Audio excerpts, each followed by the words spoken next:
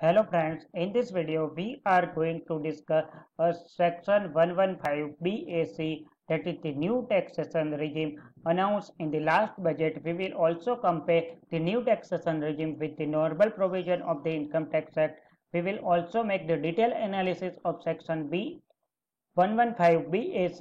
We will also find out the break-even point between the old and a new tax regime, which is the point where the taxation under the both regime will be the same. Let us start with the discussion. Who can opt for this scheme? Any individual or HOP can go for this scheme. Individual may be anything, whether he is a resident or a non-resident. Under the normal scheme, there is a 3 lakh exemption limit for the person who is senior citizen, that is 60 years or above, and for the person who is a very senior citizen, that is 80 years or above, they are having the exemption limit of 5 lakh. However, under the new taxation regime, such higher exemption limit will not be available to the senior citizen or a very senior citizen. That is, the exemption limit for all the individual, whether normal individual, senior citizen or a very senior citizen, it is only 2,50,000 exemption limit. That is, the exemption limit of 2,50,000 is at par for all the individual who are opting for the new taxation regime under section 115 BAC. The new taxation regime is come out with a lower rate of a tax compared to the old taxation regime. However, the benefit is much more curtailed due to the various deduction and exemption are done away under the new taxation regime. The new taxation regime is an optional scheme, and this option can be availed on or before the due date of a filing return by individual or a HUF. The tax slab comparison: under the existing provision up to 2.5 lakh there is no tax. Even under the new provision up to 2.5 lakh there is a no tax. From 2.5 lakh to 5 lakh there is a 5% tax. Under the new provision from 2.5 lakh to 5 lakh 5% tax. So up to 5 lakh there is no tax slab change under the new taxation regime as well as the old taxation regime. However, if the income is above 5 lakh to 10 lakh, then there is a 20% tax under the normal provision of the Act, and income above 10 lakh, then 30% tax under the normal provision of the Act.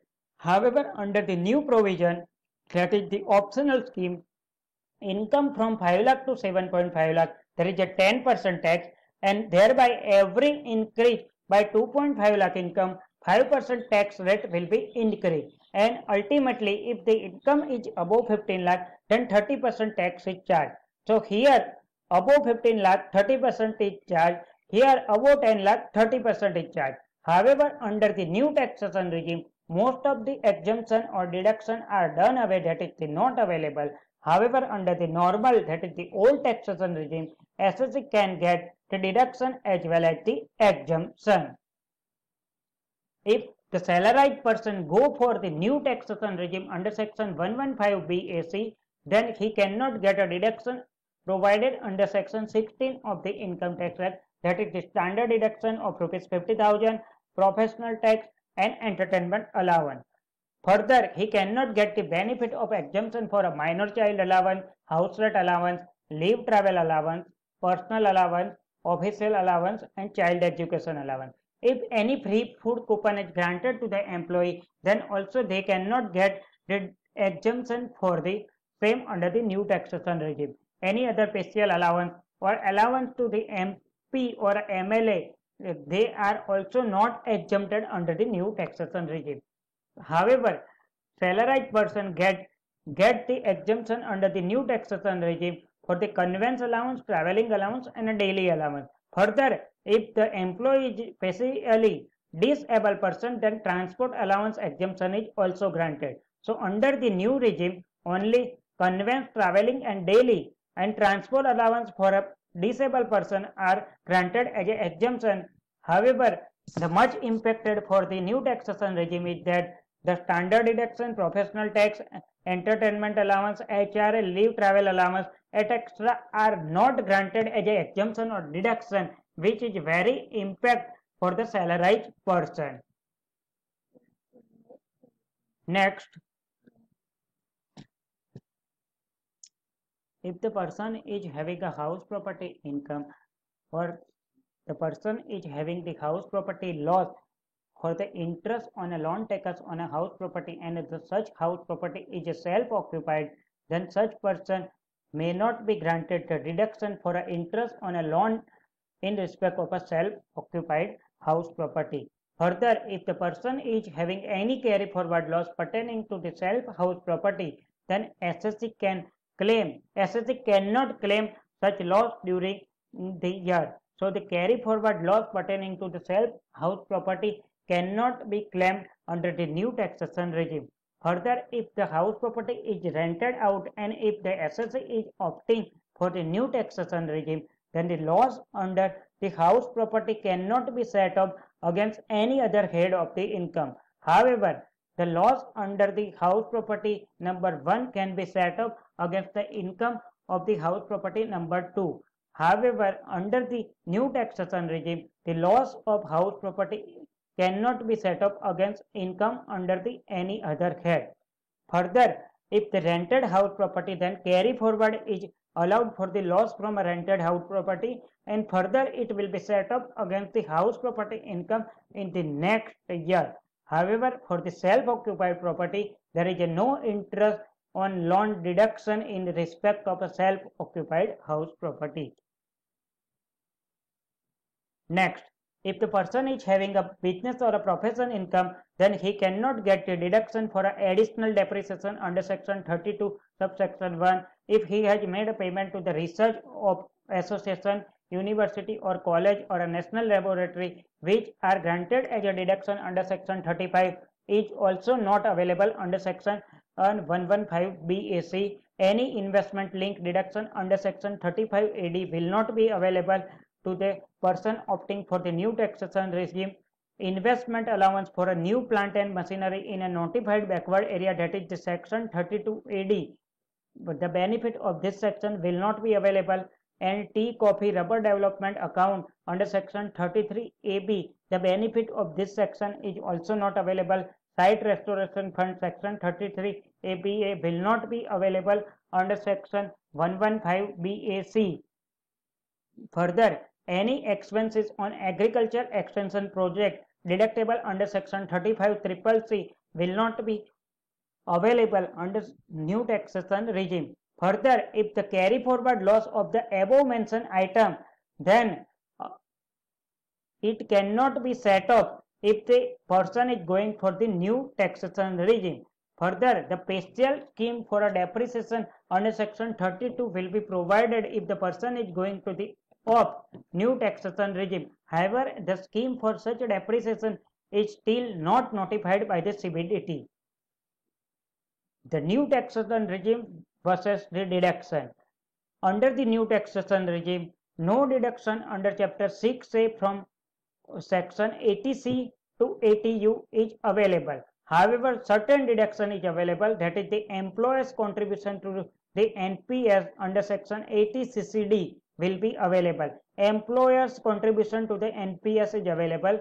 Additional employee cost under section 80 JJAA will be available for a deduction, and any income of the unit located in an international financial service center which are deductible under section 80 LA will be available under the new taxation regime. So all deduction are done away. Only the deduction for section 80 CCD, that is the employer's contribution to NPS, additional employee cost and income of the unit in IFSC will be available as a deduction. All are done away.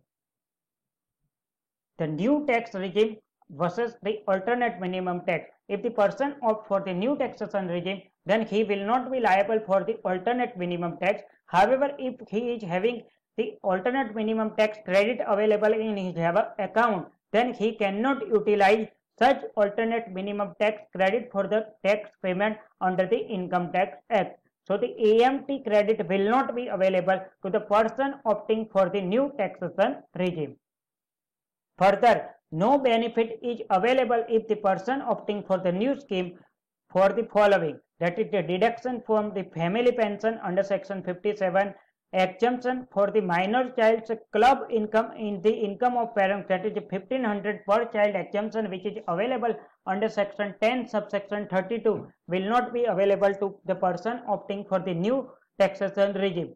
If the income of a unit located in the SAGE, that is the exemption is given under section 10 AA, such exemption is also not available under the new taxation regime. If the employee want to go for the new taxation regime, then he had to intimate his employer about the option he is availing for the new taxation regime. If he is not intimating to his employer, then employer will continue to deduct the TDS as per the old taxation regime. Further, after intimating to the employer that he is going to avail the new taxation regime, is it compulsion for the employee to go for the only new taxation regime at the time of filing the return? No, it is not required. At the time of the filing of the ITR, employee may opt for the different taxation regime from the intimation given to the employer. That is, the employee may go for the new taxation regime or old taxation regime, irrespective of the fact that he has intimated to the employer about the choice of his scheme.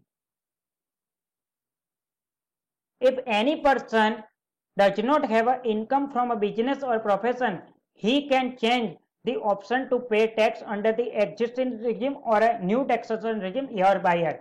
So a person is not having any business income, they can be allowed to choose option year by year, whether he can go for a new regime or an old regime. But if the person is having a business or profession income, he have to exercise this option once. If he have exercised this option once, he cannot change the option after exercise of the new taxation regime option. If he change the option and come back to the old taxation regime, then in future he cannot go for the new taxation regime at any point of time. So for the business or a professional income person, there is a lock-in that if they are coming to the new regime, they cannot go for the old regime. If they go to the old regime, then he cannot come back to the new taxation regime in any time at the future point. If any condition under section 115 BAC is not followed, and if the SSC is having a business or profession income, then the option will become invalid for previous year as well as the subsequent previous year. That is, for all future year as well as the relevant previous year, the option will be invalid. However, if the person is not having the business or profession income and any condition of such section is breached, then option will be invalid for the relevant previous year. If the option is invalid, then income shall be computed as per the normal provision of the Act. Further, the carry forward loss, unabsorbed depreciation or AMT credit which is left due to coming into the new taxation regime may not revive again. However, this is our opinion. The actual clarification or notification from the department may come and may change this scenario. Next, break-even point. Under the new taxation regime, up to 5 lakh there is no tax, and under the normal tax regime up to 5 lakh there is no tax. However, up to 7,50,000 under new taxation regime 39,000 is the tax. Under the old taxation regime, if the person is having 7,50,000 income and he is having a deduction of 1,25,000, then 39,000 will be the tax. If it is a 10 lakh income and it is having a deduction or exemption up to 1,87,500, then under the both scheme 78,000 will be the tax. So this is the deduction. If such deduction or exemption is more than the amount mentioned in this table, then SSC shall opt for the old tax regime, otherwise they can go for the new taxation regime. So you have to look for this amount. If this amount is more than the mention in the table, then he can go for the normal taxation regime, otherwise go for the new taxation regime. Further, the rebate